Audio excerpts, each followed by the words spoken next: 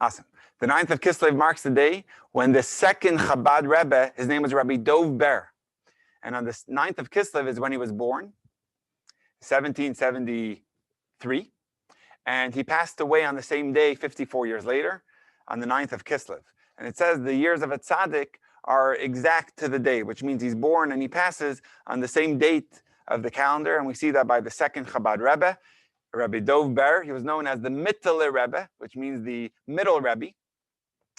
His father was known as the older Rebbe, the Alter Rebbe. He was known as the middle Rebbe. And his son-in-law that took over when he passed away was known as the Tzemach Tzedek. Tonight and tomorrow, the 10th of Kislev, is actually the day that this same Rebbe, the Mittler Rebbe, when he was liberated from his imprisonment in Tsarist Russia. It was a very dangerous imprisonment, and on the 10th of Kislev, he was liberated, and it's known as a day of personal liberation to overcome our struggles and challenges. And what better time than on such a date to be studying about our challenges and struggle, and something that we all struggle with, which is the sadness or melancholy and the feeling of down, especially with everything that's going on in the world, and how to be able to transform that into joy, and not only find joy in life, but bring that joy in every service and observance and in our worship of God. So having said that, it's a really special chapter. It's one of the favorites of the Tanya, chapter 26. It's a very famous one. It's one of the main ones that is studied. So a lot of times when a person goes to a mentor and they say they're feeling down, a lot of times the mentor would say you have to study chapter 26 Tanya.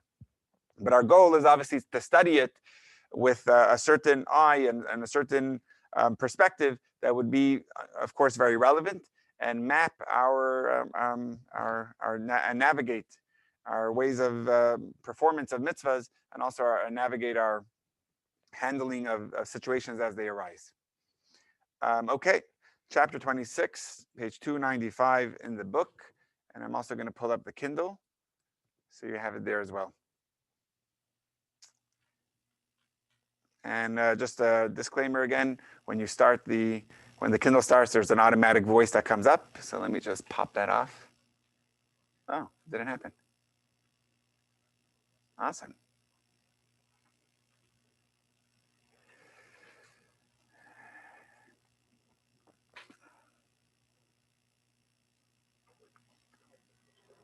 All right, I'll be sharing my screen. And of course, if you have any questions, feel free to ask away. Handling negative emotions. Section 1, a basic principle in life. Up to this point in the Tanya, our discussion has centered around techniques for developing feeling for God. The first 17 chapters focused on using the mind to think about God, to generate feelings for Him. In chapters 18 through 25, we learned the method to get in touch with the dormant love found in our souls. So that's just basically how we discussed the Tanya.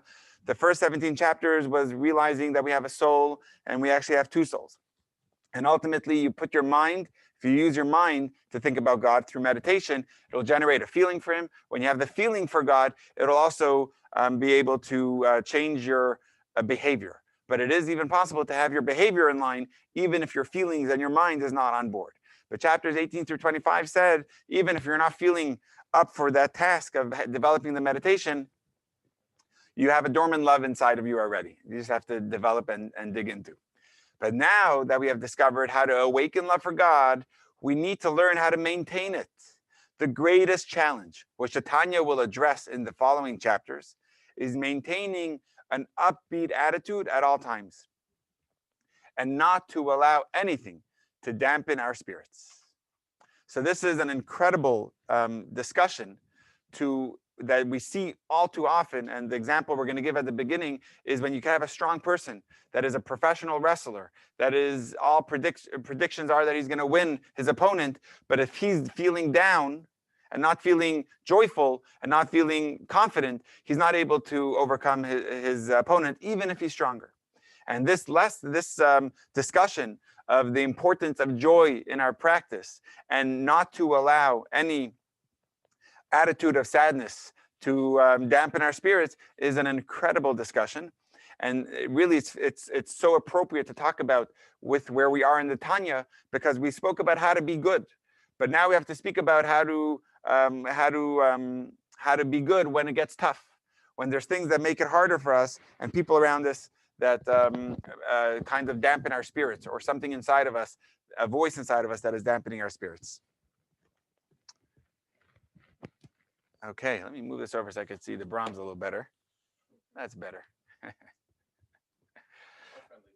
Yes. All right. But the following must be. Oh, and actually, one interesting thing: the last line in the bottom of the Kindle, and the first Hebrew word at the top of 296 in the book, is the first Hebrew word is a bet, resh, and mem. It means bram, which actually bram. Cool. Which actually, there you go. Cool. Which is actually literally it means but. And what's cool is there's hints in the Tanya that the Alter Rebbe puts into certain words about where he got this teaching from. So the word bet resh mem, if you switch around the letters, it stands for Rabbeinu Ber Magid.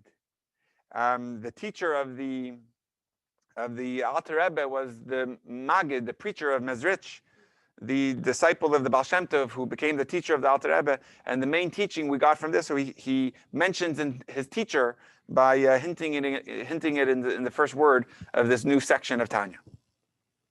So it goes like this. But the following must be made known as an all-encompassing principle, something to bear in mind always, that just as with a physical competition, such as two men wrestling together, each one trying to pull the other down. If one of them is sluggish and lethargic, he will easily be defeated and pulled down. Even if the sluggish one is stronger than his opponent, still, even though he's stronger, but if he's feeling sluggish that day, the other person could win. So the same is true literally with a fight against your impulse to evil. You simply can't defeat it with sluggishness and lethargy. That comes from depression and a stony, desensitized heart. So that's an expression from a verse in the Torah that talks about our heart that is hard like a stone. Really, we're supposed to have a heart that is soft, that is easy to be inspired and on fire, that melts. But sometimes we have a desensitized heart, a heart that doesn't care, is feeling cold or sluggish, lethargic, apathetic. And if a person has that feeling of sadness and sluggishness, then he can't win over his opponent. He can't serve God properly. So it's an amazing discussion to have. And look at the next paragraph. It's really nice. You will succeed only with enthusiasm, which results from joy and a receptive heart, free from any hint of worry and sadness in the world. So joy has always been integral to Judaism. It says in the verse, "Ivdu et Hashem besimcha," that you must serve God with joy. But throughout our Jewish history, there's been times that joy wasn't used so inherently in our service. We would serve God, and it was a bonus. Yeah, if you serve God with joy, you're doing good. But serve God even if there's no joy in it. Over here, he's saying if you don't have that joy in the service, you're making yourself very vulnerable and easily to be defeated. Of course, this is easier said than done. Everybody seems to have at least a hint of worry and periods of sadness. Later in the chapter, the Tanya will offer us powerful tools to free ourselves of negative emotions. But for now, it is important that we take the all-encompassing principle to heart. You cannot succeed in self-mastery unless you can maintain a positive, upbeat approach to life. So just for the disclaimer, which I already gave last week, but it doesn't hurt to mention it again, that we're not talking about a clinical depression or a person that needs to go to a psychologist and get help. Of course, you have to, this is not to substitute that. A person can say, that's it, I have all the necessary tools just from the Tanya. This is to talk about the common depression and sadness that we feel throughout life, that we have periods of sadness that sprout forth that kind of make us sluggish. But of course, if someone is in need of medication, and that is prescribed by a professional, this is not coming to substitute for that. We're talking about the natural, the common feeling that we all have at times that we need to address. Let's just see. Okay, so let's see how we address it. Section 2. And actually, I see one little practical lesson on the side of the book, so I'll just read that. Practical lessons. To win the war against the impulse to evil, you need to avoid sadness and maintain a positive, upbeat mood, which is awesome. So a lot of you, you've been part of Chabad for years, and just part of joyous Judaism, even not in Chabad, but in the 1700s, when this book was written, it was actually revolutionary. A lot of people question the need of joy in our Judaism. Yes, even though it is a verse in the Torah, in the book of Psalms by David, chapter 100, Ivdu et Hashem besimcha, but there was almost just a luxury. But you serve God regardless. And of course you have to serve God regardless, but over here we're telling you that the key to service is actually the enthusiasm that you put into it. It's not a bonus, it's integral, it's crucial. So that, you may feel, I know that already, Rabbi, we don't have to know that now, but look how we go about it, how to overcome that feeling of sadness, how we overcome that feeling of sluggishness that arises that makes us a little more desensitive. So that will be, I think, section 2. And it's a powerful transformation and a new perspective that we're going to hopefully learn. Section 2, when negative feelings are productive. Before we get to the practical tools, the Tanya first questions whether the all-encompassing principle is, in fact, true. In Scripture, we seem to find an explicit teaching that sadness is of value. As for the verse from King Solomon that says, in Hebrew, the words are B'chol etzev yeh motar, which means in every sadness, there will be profit, implying that there is some virtue and advantage to sadness. So it seems to say sad is actually a pretty good thing from Solomon. So we're saying there's an all-encompassing principle that you must be joyous, but we see from here, from Solomon, that actually sadness has its virtue. So when is it virtuous? We'll have to see how that works. For on the contrary, sorry, I think I skipped a line. This poses no challenge at all to our all-encompassing principle that sadness is always counterproductive. For on the contrary, the phrasing of this text in the future tense, in every sadness there will be profit, suggests that the sadness itself has no virtue at the time when it's experienced. Rather, some sort of advantage will be gained from it later on. There will be profit. So the Alter Rebbe is just making a dikduk, which means a precision, a precise glimpse into the word, that is not saying there is a profit in the sadness, it's saying there will be a profit, which means the sadness itself is not the right thing. But when the person has sadness, there can lead to a profit as a result. But we'll see what that is. And actually, let's just take some questions. I think I see some popping up. Oh, awesome. So Barbara says, so being called Pollyanna all my life is a good thing.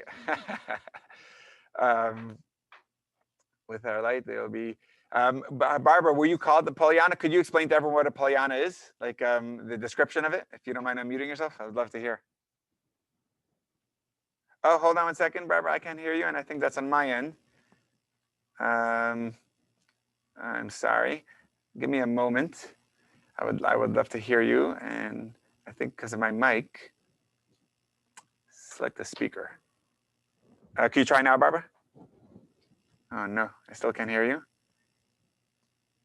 Sorry for the delay, everybody. Oh, got it. There you go. Go ahead, Barbara.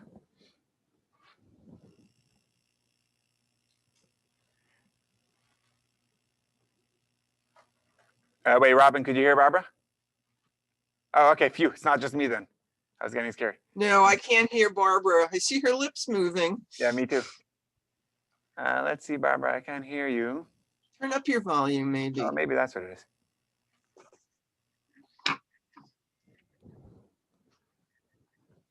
No, No? Okay. Another nothing. time. All right, but you'll have to. Could anyone else describe a Pollyanna? Yeah, Pollyanna is somebody who is like crazily optimistic all the time, even when everybody else is not. What is that? So that makes sense for Barbara. I like that. But where does that word come from? Is it a Polish person? No, it's probably a literary allusion. Oh, like she was saying it's coming from a book. Okay. It's a movie as well. Yes. Oh, you're right. It's a movie. Okay, maybe that's why I never heard it. Okay, a Pollyanna. Thank you. Yeah, you need to read more. No, I was talking about a couple of John Steinbeck books in another Chabad class, and Okay. nobody had ever read Steinbeck or knew who he was. Okay. It's very alarming. With our light, if they are not feeling upbeat or grateful, there's room for all of our emotions as they are teachings, healings. I definitely feel more physical energy when I'm positive. Awesome. So it's an amazing thing that the Rebbe is going to say about the importance of joy, enthusiasm, positivity. But at the same time, chapter 26, in this next point, he's going to say how to transform that feeling of sadness. If a person is feeling sad, don't feel lost. Use that to navigate and to transform it to joy. And we're going to see how to do that in the next few lines, which I think is going to be really nice. Awesome. Let's get back in there. Sorry about that delay. And here we go. So we're on 297 in the book, or in the middle of the Kindle, I think, towards the bottom. The Tanya now argues that the sadness of this verse, which leads to profit, refers to carefully scheduled sessions of introspection. At other times, throughout most of your waking hours, sadness is to be avoided to the utmost. So we'll see that inside. But when is sadness allowed? When it's actually intended. When you take your time to properly have introspection time and see the flaws and see what needs to be worked on, it could get you a little down to see the amount of work that needs to be done. But that's not meant to be bogging you down. That's actually meant to just put you in the right direction. But throughout the rest of your time, you're not supposed to allow those thoughts into your mind. It's almost like it takes what are they called? Like a person that's extremely organized. I guess in we call them a yekish. I don't know the translation for that in English. A person who's like very precise. So they schedule time on their calendar, maybe once a week for an hour, to meditate and specifically about the problems that needs to be worked on. So it could get you a little down for that hour. But the point of it is actually to then uplift you to a better place, but not something that is supposed to be welcomed anytime to just allow into your mind. Is there an English word for yekish? Is that a word? Like regimented? I thought a yekish is like a German that's very orderly. A yeka. A yeka. Has anyone heard that? I don't know the word. No? A yeka? Barbara, have you heard that? No? A yeka? A very orderly person who follows orders, we would call a martinet. A martinet. Word. Yeah. Okay. I'm surprised no one heard of yeka. Oh, we're having like a good dictionary class today. We're learning a lot of new words. We're tossing them up. Good. I like that. So let's see that insight. Namely, the profit of this sadness refers to the genuine joy of feeling close to God.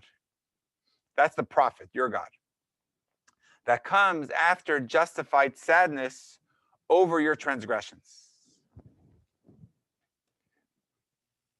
With a bitter soul and broken heart experienced at specific times dedicated to introspection. So a broken heart is not necessarily a bad thing. To have a bitter soul is not necessarily a bad thing if it's done with a focused intention. To really think about the transgressions and to think about a person's mistakes with the intention to utilize and to learn from them in our service, that's a good thing.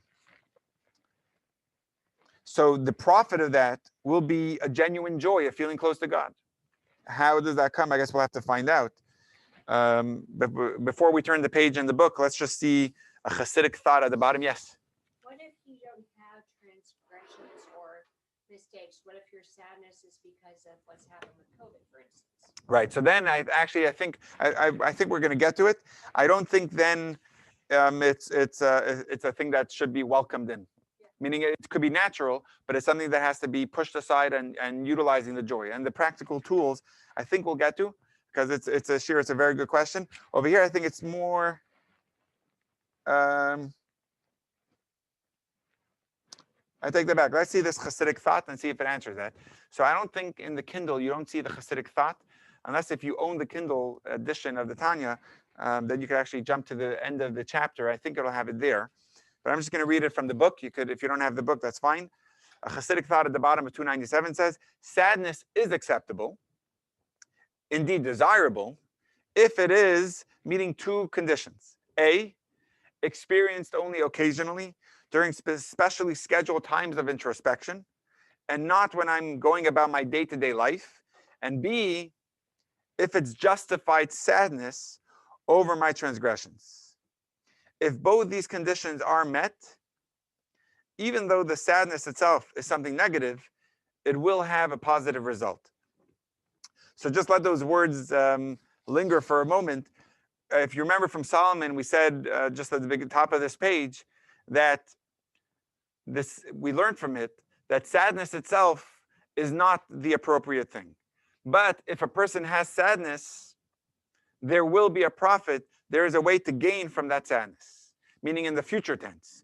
Because if a person is able to, the idea of having sadness, but if it's being done in an occasional set time, and if it's being done for a specific reason that's justified, which over here he's explaining that it's over my mistakes that I've made, and judgments that are not appropriate, then even from that sadness,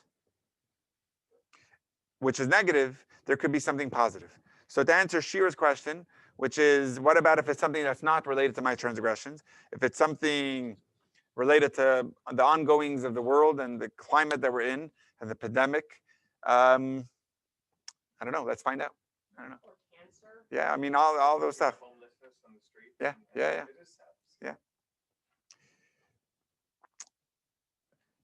So I don't want to get too philosophical, but let's figure this out. Let me just think for a moment, because you're right. That's actually a good question, and I would love to hear if anyone else has an answer. And Barbara, we need your mic to work. This is when you're supposed to pop in with your Pollyanna. But let me.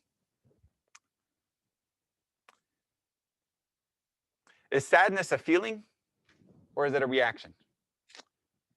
If a person is burnt, the pain they feel, is pain a feeling, or is pain the natural reaction to something that happened? We call it a feeling of pain, but really, a burn hurts. Is that a feeling, or is that a reaction that's not even a feeling? Do you mean an emotion? Like an emotion? Yeah, As opposed it's to a pain. physical feeling? Yeah. Yeah, it's an emotion. Sadness. You Oh, don't well, feel so I'm asking now about pain. Is pain a feeling, an emotion, or not? pain is a feeling. Pain Really? is biological. It's nerve endings that So I think that's called a sensation, like Thomas is saying. I don't think that's a feeling. There's a stimulus that happens. Exactly. It's a stimulus. Thank you. I don't know all these terms, but thank you, Thomas. I don't think pain is a feeling. So there's also a certain stimulus when you see tragedy in the world. We can't allow those to bog you down. There's a feeling that we can have to it, but there's also a reaction. A reaction is what Avraham had when he saw injustice in the world. He told God, "This is not okay." Was that a feeling of sadness, or is that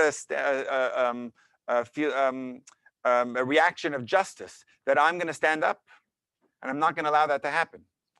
It was a reaction, I think. But the job that we're supposed to have is not allow our feelings to be one of despair. We're supposed to be the reaction after that pain and sadness is supposed to be one of work, like Avram did. He stood up to God. He says, the wording of the Torah, the commentaries tell us from the wording of the Torah that he was ready to have a war. He came for battle. He approached God in the same way that Judah approached Joseph when he was ready to battle to save Benjamin. It uses the same word. He approached God, which means he was ready to fight for injustice. You can that he use, saw in the yeah, process. you can use pain and you can use sadness as something that makes you do something. Right. So to allow sadness, and I guess that's why I don't know how philosophical I'm getting here, and if it's if I'm making any sense. But the sadness that we're speaking about here is that feeling that it's bogging you down. It's making you sluggish. It's a feeling of despair and not laziness, but a feeling of I'm giving up. And that is the feeling we're talking about that is resulted from that pain or from that was something we feel. So there is a certain, I'm going to look at the chat in a moment. So I guess what I'm trying to say, if it's something that you could experience occasionally, which means you set a time, it's not something that is just arising in your heart any time of day or night, that's not safe, that's not allowed, that's not okay. Because then it'll bog you down. It becomes part of you. And that's not acceptable. What the Tanya is trying to say is that if you set a time and you focus on it and to say, there is things that are not okay in my life and there's things that need to be worked on. And here's what's going on. And then those make you sad because you see mistakes that you've made. You see temper that you lost. You see transgressions that has happened. If you set a time for it, the goal is to utilize that to then be better. Then it's actually a gain, a profit, because it brings you closer to God. But if it's something that's just a revolving door, which means it's opening up and just whenever it's feeling it's coming through, that's going to be unacceptable. But we'll see about it more. I just had to give that thought, but I have to look at my notes when I was researching for the class to see if I have more on that. Yeah, Thomas. So I'll repeat your question again after. Yeah. we want to rise above the reactionary. I mean, a lot of the time we are reactionary. Yeah, It's a and lovely picture, it makes us happy. Yeah. We see this, it makes us sad. And that's not We even wanna something we could rise avoid. past that Exactly. And then recognize that we're just being reactionary to the stimulus that can make us feel things. Yes. That's kind of an animal thing in a way too, right? I mean, it's a more basic self. Yeah. And we can get lost in that too. And a life full of stimulus. yes. And we just react. Right. And those are natural. Meaning the stimulus, the reaction, that can make sense. But we then, want to keep that in perspective. yes, exactly. Both the good and the bad. Right. Yeah. So Thomas is highlighting the need of the perspective. And that's really what the Tanya is saying, is setting aside time so that you can make that perspective and see the reaction and make sure that it's being channeled in the right way. Thank you. Thomas agrees with the Tanya here. Thank you. It's But you can harness your sadness, your anger. You can turn it into something good. yeah. And I think I wrote notes last week when I was researching for the class. And I don't even think I got to last week. Let me see.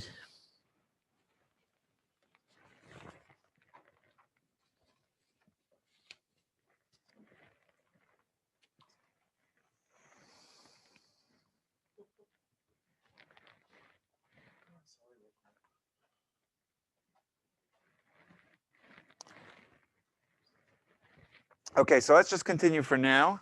I do have to probably look at more notes because that is an important question to address. Let's see if it makes sense. On the Kindle, we are, I think, towards the top. Okay, and we're about to turn the page to 298. So let's see.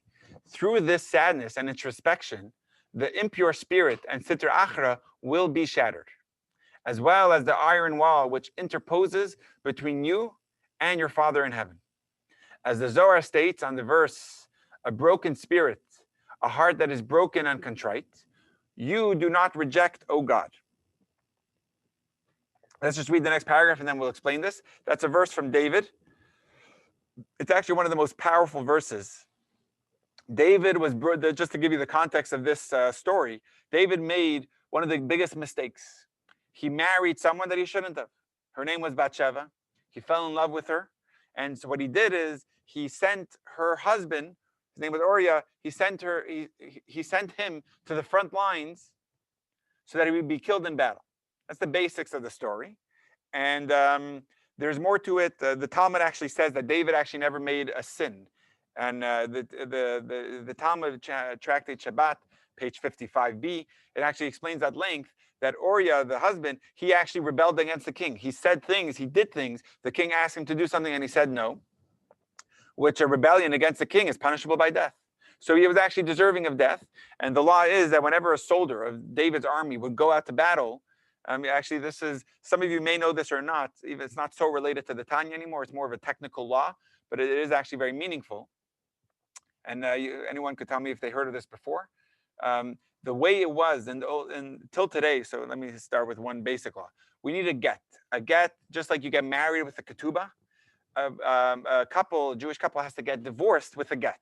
A get separates the husband and the wife. And it's specifically the husband that has to write it to the wife.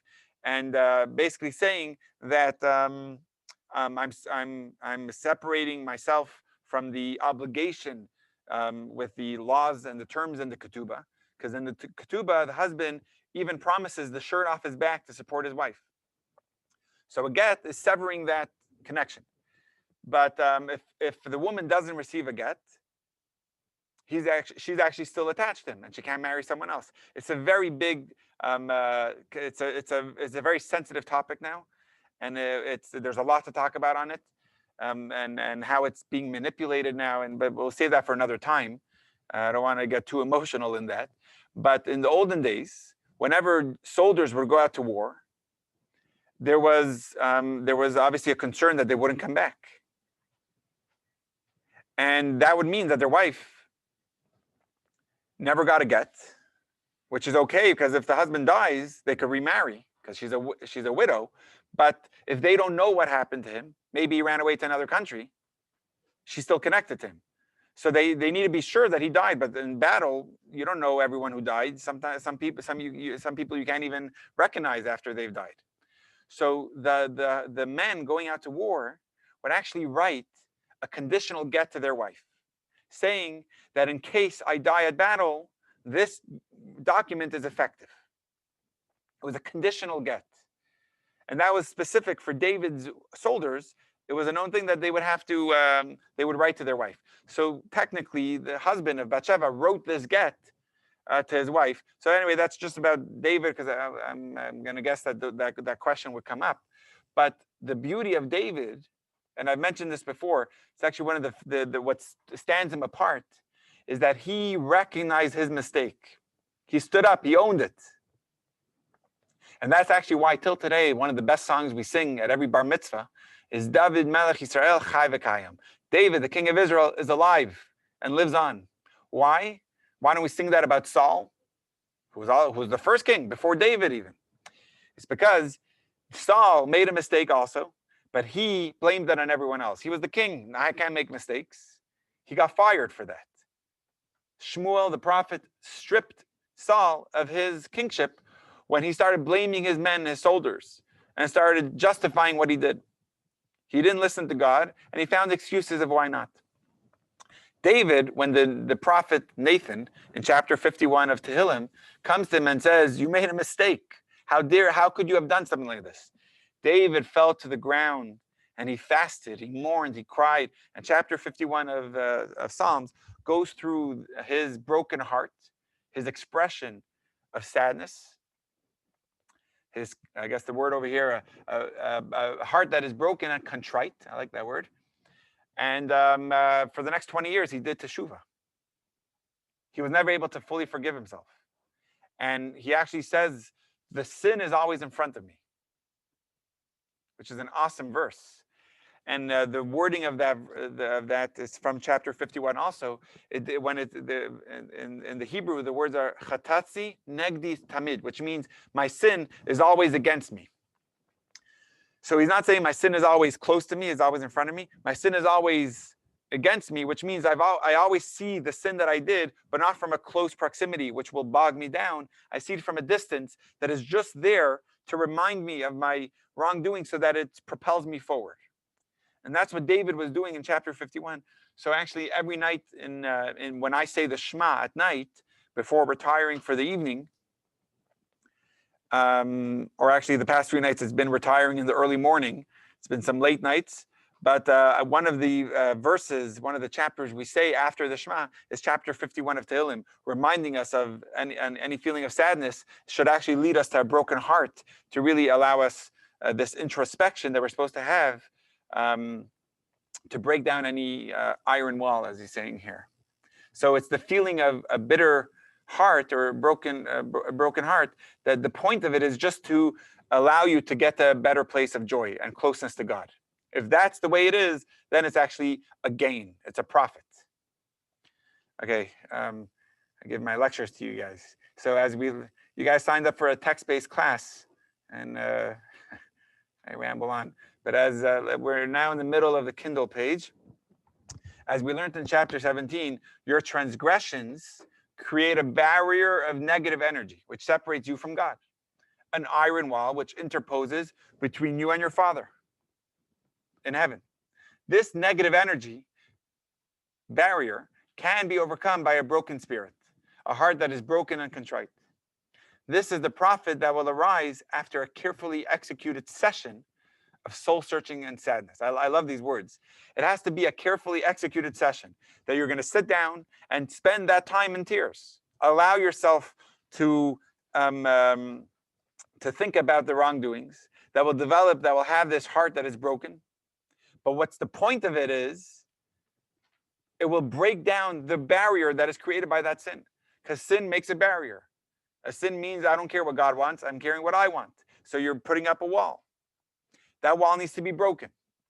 The power to break it is through teshuvah. Where does that teshuvah process start? Through remorse, through the feeling of a broken heart. So if you dedicate time for that feeling of bitterness, there is a gain that will come that will actually bring you to a closer relationship with God. But it needs to be a carefully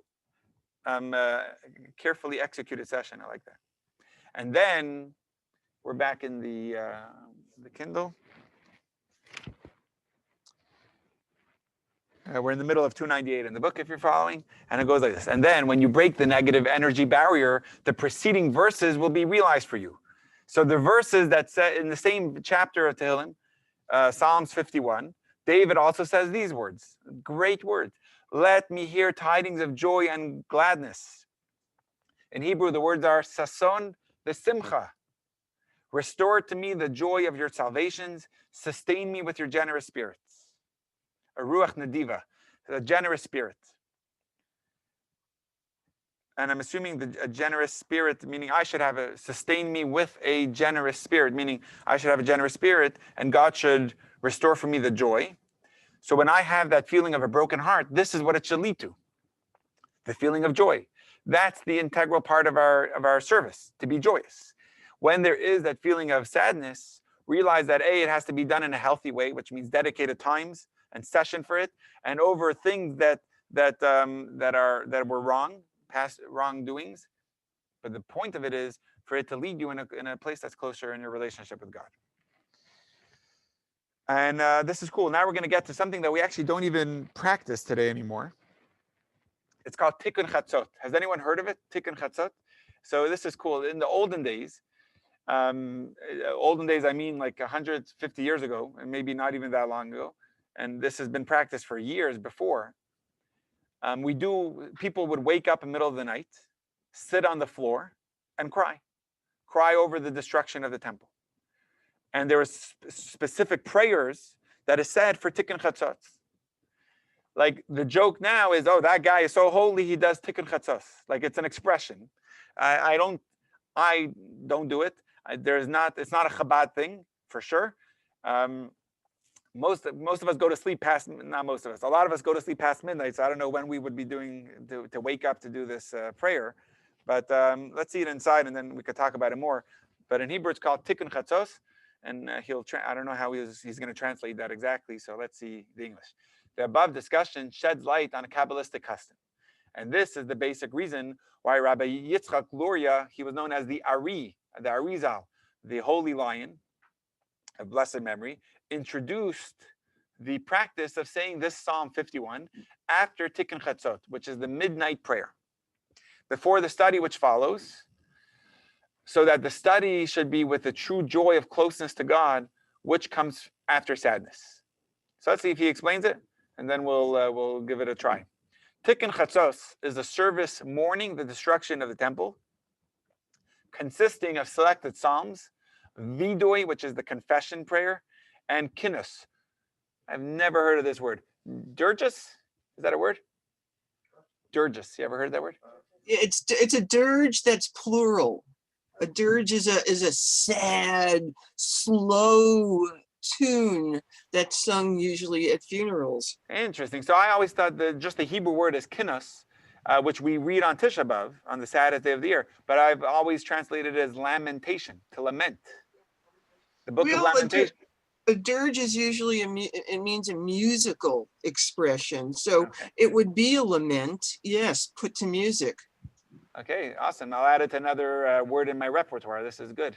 Yeah. So now we have dirges for today, Pollyanna, and Yeka. Okay, good. So anyway, the point is that this evening on the night, by midnight. So some of you know this, some of you not. The evening time is more of a time of judgment. During the evening time, from sundown until midnight, I don't even recite verses of Psalms.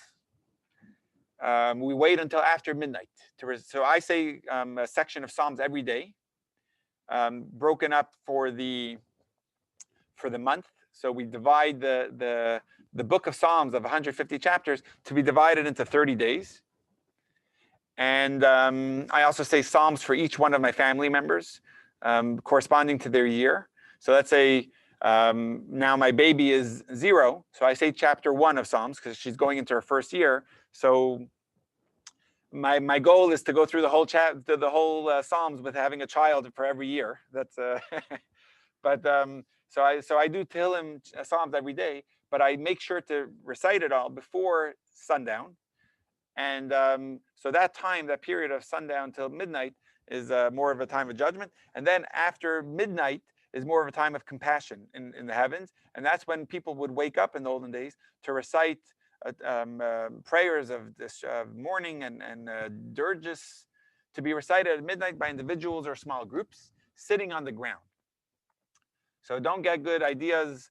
I don't want you to miss class next week because you were busy doing midnight prayers the night before. This is like a Kabbalistic thing that is more of an ancient thing. It was instituted in the 16th century in the Kabbalistic circles of Tzfat, or Safed, I guess is the English pronunciation. Nowadays, it is barely practiced.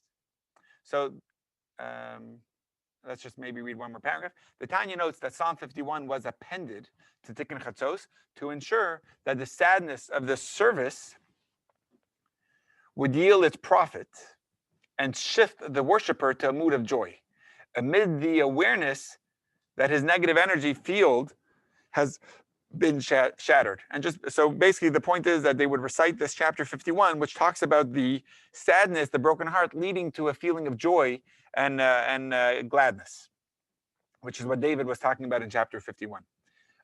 Just to make sure I understand this English, appended means after, like in the appendix, right? It would mean after, right?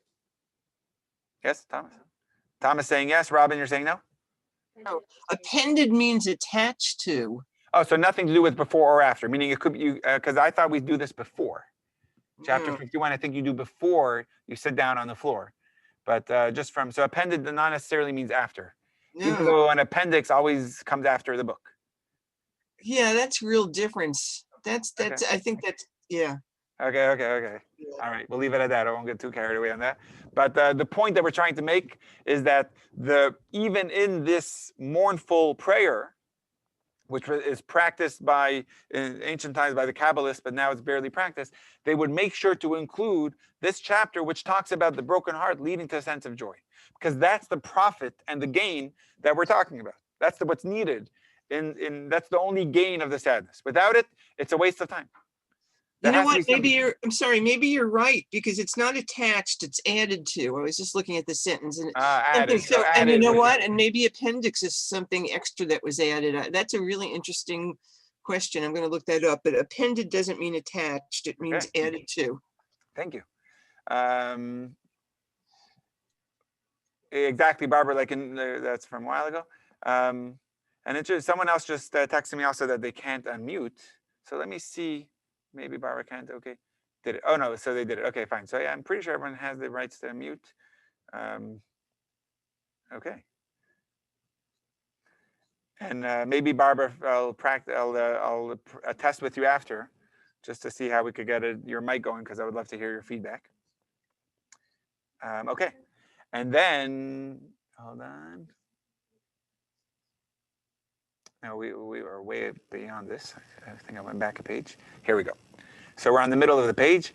For such a joy as this, which comes after a period of melancholy, is superior, precisely, listen to this beautiful verse from Solomon, like the advantage of light over darkness. As the Zohar states on the verse, and I saw that there is an advantage to wisdom over stupidity, like the advantage of light over darkness. Min hachoshech. So let's just see what that means. We'll let the next paragraph explain it, but then we'll also add. This is a very famous verse and commentary from the Alter Rebbe in this chapter. So let's see what this means. The advantage of light over darkness could also be read the advantage of light that comes from darkness. Your joy is more powerful when it is a product of some serious soul searching and the feeling of pain over your mistakes and shortcomings. So let me just read that again. This is a verse from Ecclesiastes, from Kohelet, which is from Solomon, one of his books that he's written, one of his 5 books. And the verse states the advantage of light over darkness. But in Hebrew, the word is min hachoshech, which literally would mean not light over darkness. Min means from. So it's the light that comes from darkness. The advantage, the superiority of light from darkness. When you have a light that comes from darkness, we'll see what that means, is actually a more illuminated light than if it didn't come from the darkness. And the point of where we're trying to get to is, and we'll see that more in the next paragraph, but the point that we're trying to get to is there's a joy when it comes from that state of sadness or bitterness over a person's wrongdoings. It actually has a special advantage and quality that makes the joy even stronger. It's more powerful when it's a product of soul searching and the pain over mistakes. So a person who just carries on with joy, that's good. But a person who takes the time to think about the things of negativity that they've done, or that they've the wrongdoings that they've had, the joy that comes as a result has the power to be even stronger than just the joy that's just natural. It's a much stronger, more vibrant type of joy when it comes as a result of this shortcomings that you reflect on and the broken heart that comes as a result. And I guess, let me just also elaborate. A broken heart seems like a bad thing. Like, you've broken my heart seems like a very sad thing. A broken heart over here is talking about a full cleansing of self. The beautiful story that I like to share usually before we sound the shofar, of one of the Hasidim, one of the students, the disciples of the Baal Shem Tov, whose name was Reb Zev Kitzis. And one year, the Baal Shem Tov in Mezhebush, which was their town in the Ukraine, he tasked his prime student, Reb Zev, to be the one to sound the shofar that year. So he spent months preparing himself for this incredible responsibility and obligation to represent the Baal Shem Tov with the shofar blast. He studied all the meditations together with his master, the Baal Shem Tov. And when it came time, he actually couldn't find his notes. All those meditations that he's wrote down to think about during the sounds of the tekiah, the truah, the shvarim, and the blessing, etc., were lost. And he had no choice but to just blow the shofar without any of those great meditations. And he felt so sad, so bad of what it transpired, that he let his Baal Shem Tov, his master, down. And after the service, the Baal Shem Tov went to him and says, Reb Zev, those were the most stunning blasts of the shofar that I've ever heard. And he was shocked. He's like, Baal Shem Tov, my dear teacher, I didn't even have any meditations. I've lost all the papers. And he said, let me tell you that in the heavens, there's many different keys that open up many different doors. But then there's the master key. The master key could open up all doors. The master key is a broken heart. The broken heart is when you feel that feeling that of unworthiness and wrongdoings, and feeling, could I really do this? The result that comes after that introspection of seeing the mistakes that I've made and realizing that I could still be close to God and perhaps even closer as a result of those mistakes, that joy that comes as a result of the broken heart is absolutely incredible. Or as the Baal Shem Tov says, it's the master key. It opens up all doors. So the broken heart, we're not talking about a feeling of breaking someone's heart. It's more the feeling of cleansing and feeling of not shame in a bad way, but shame like God is so great and look what I've done, and God still wants a connection with me. That's an incredible uplifting of spirit that comes as a result of that vulnerable humility. Yeah, so we have a question from Robin and I think from Shira. Robin, go for it. You had a question? Oh, I'm sorry, you just unmuted yourself.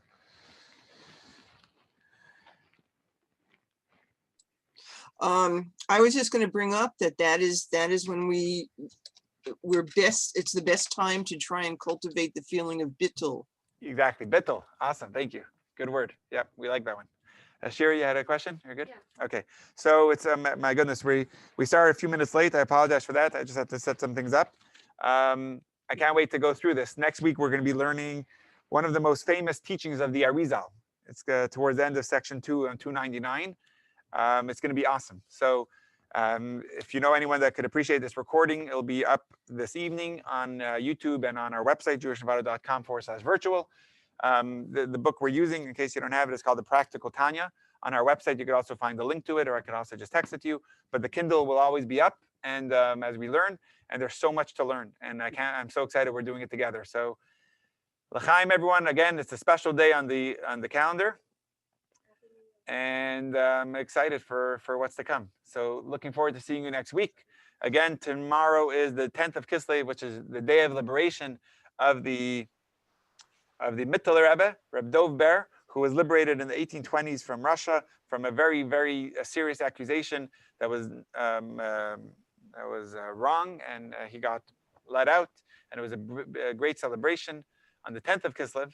Unfortunately, a year later, on the 9th of Kislev, they weren't able to celebrate this date properly because the Rebbe, the teacher, the star of the day, passed away the day before the first anniversary of this liberation. On the 9th of Kislev, 1827, I think, 1826, he passed away. So he wasn't able to fully celebrate it with his Chassidim, but it's our job to celebrate it. So the 10th of Kislev, you could check it up on Chabad.org.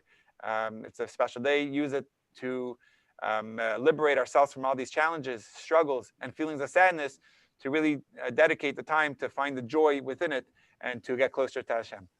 Everyone, l'chaim, thank you for joining. Have a great, peaceful end to your week, and see you soon.